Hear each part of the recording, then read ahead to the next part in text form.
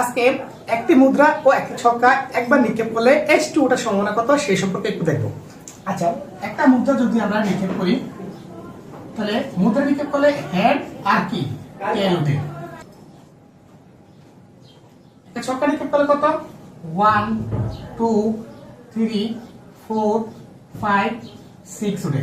আবার 1 2 3 4 5 আবার কি 6।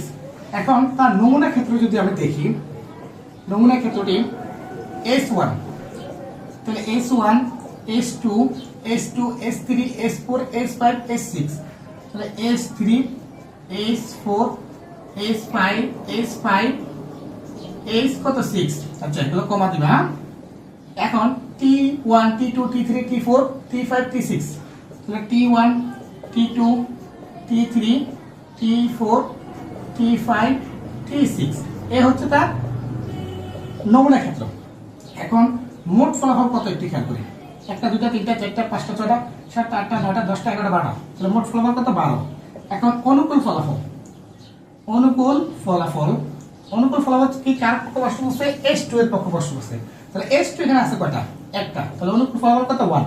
এখন আমরা যদি দেখি P অফ কত H2 ওটার সম্ভাবনা, তাহলে অনুকূল ফলাফল কত আমার 1, ঠিক না, আর মোট ফলাফল কত 12। তাহলে এটাই হচ্ছে আমার কি একটি মুদ্রা ও একটি ছক্কা একবার নিক্ষেপ করলে H2 টার সম্ভাবনা। আশা করি বুঝতে পারছি ক্লাসটা। আল্লাহ হাফেজ।